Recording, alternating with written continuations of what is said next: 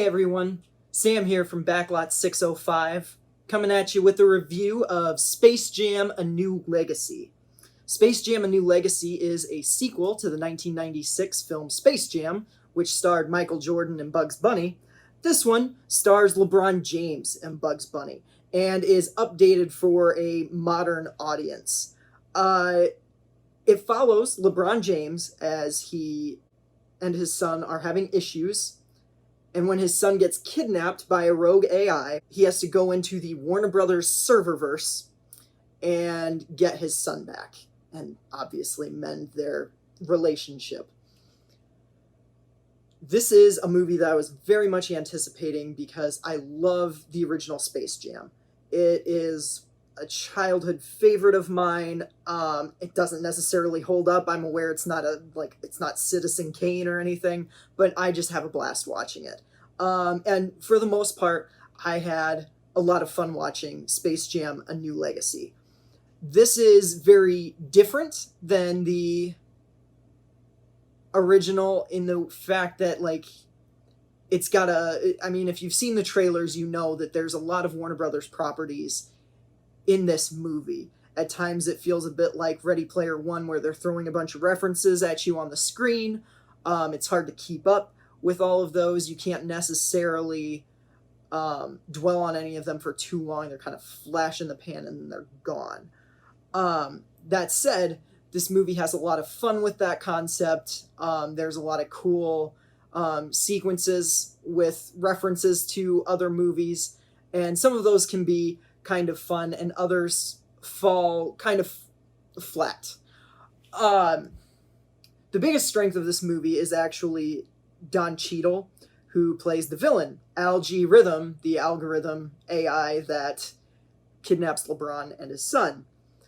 He's clearly having a blast doing this. He understands the assignment. He knows he's not going for the Oscar here, and he is just absolutely having a good time in this role. He's Don Cheadle. He's charismatic. You don't go to a movie with Don Cheadle in it and say, Don Cheadle was okay. He's great in this. He's having a good time. He fits the movie very well. Likewise, LeBron James has moments where he really comes alive. And weirdly enough, those moments are when his character is animated. His voice performance in this seems to be a lot more... It has more pizzazz than his live-action performance, which can sometimes feel a bit stiff. And I know part of that is he's working alongside nothing for a lot of this. He's working off of animated characters, probably in front of green or blue screen. So it's a little bit understandable. And let's face it, Michael Jordan did not have the acting skills in the original anyways. However, LeBron is very charismatic. He carries the movie well enough for what it is. And he's just he's a good person to have at the center of all this. He's a sturdy presence that at least has something to anchor down the rest of the madness. His relationship with his son is very well done at the times that it's present. I feel as though there's a lot on the cutting room floor of this movie regarding emotional beats. Because some of them don't land quite as well as they should, and you get the feeling that there's something you missed. However, what's there is awesome. Bugs Bunny also has a bit of an emotional storyline where he is the only one left on Looney Tune Land. The rest of the Looney Tunes are spread out through the Warner Brothers serververse, and he essentially has to round up the gang again. I found that was the most affecting moments for me, were the ones involving Bugs reuniting with his Looney Tunes family. I will admit that I cried a little bit at the end of this movie. Take that with about a tablespoon of salt, because I cry at everything. But I did. I teared up at the end of this. There's some great Bugs moments. There's some great sweet moments between LeBron and his son. I really did enjoy this movie. And of course, if we're talking about a Space Jam movie, we're going to have to talk about the Looney Tunes. And here, the Looney Tunes are great. I would argue that the tunes in this are used almost better than in Space Jam itself. I feel like in Space Jam, they were allowed to be loony, but here you get more of the classic Looney Tunes gags. And I appreciated it. There are some cringe moments, you know, the Matrix scene with Granny that you kind of seen in the trailers isn't great. Your target audience isn't really going to know what's in the Matrix anyway, so why even have that scene? There's another Mad Max Fury Road scene that just kind of happens. It's there, and it is what it is. But overall, when the Looney Tunes are being the Looney Tunes, especially in the last 20 minutes of this movie, it's great. This movie really comes alive in the third act with the basketball game. There are a lot of frustrating rule changes that happen all the way through, and I don't know if any of them are totally justified. Mostly they're used to raise the tension, but the tension's already there. It doesn't need to be raised, and it comes off as a little frustrating sometimes. But that said, there is enough zany looniness, that classic Looney Tunes vibe, that really carries the last half hour of this movie, and hits it home in a way that if the first two acts were slightly lackluster, the third act really has a lot going for it.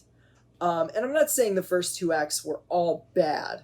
There's some great stuff in both of them. I just wish that we got to Looney Tune Land in a quicker amount of time. We spend a lot of time with setting up LeBron and his son, and it's just not the most compelling part of the movie. It's not the reason you're watching the movie. And it takes you a little while to get to that point. And once you are, it's awesome. As I was watching this, I sort of felt as though I was seeing I was seeing this Space Jam through the eyes of people that were maybe a little too old for Space Jam when the first one came out. Because I don't have nostalgia for this movie. I'm not the target audience. And so I didn't quite get as giddy as I do when I watch the original Space Jam.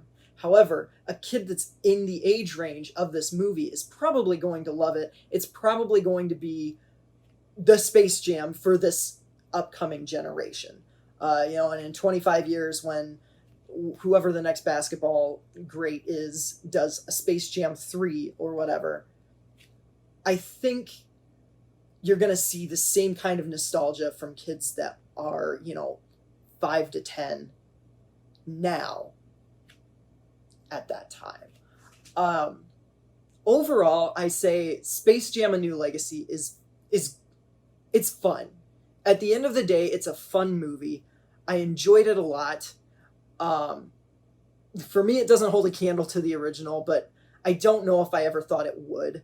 I just thought it would be a fun trip down nostalgia lane, and for all it's worth, it was. There's some great nods to the original Space Jam in here, so it has plenty for fans of the original, has plenty for fans of the Looney Tunes, and quite frankly, it does what it does well. I liked it. I'd say you don't need to rush out to a theater to see this. It's streaming on HBO Max. That's how I watched it. And, I hope you guys enjoy it. I hope if you're in the target audience that you enjoy it more than I did. And I hope that if you're not, you at least enjoyed it for what it is. If you're a fan of the original Space Jam, I can't see you having too many complaints about this one. It's a lot of fun, and I can't wait to see if we actually get a sequel to this one, like all of the rumored ones when the first one came out. So, guys, thank you. I am Sam Lenz. This is Backlot 605. If you like this, if you want more, if you want weekly podcasts discussing movies like this, hit that subscribe button and have a great weekend. Watch some Space Jam. Have fun.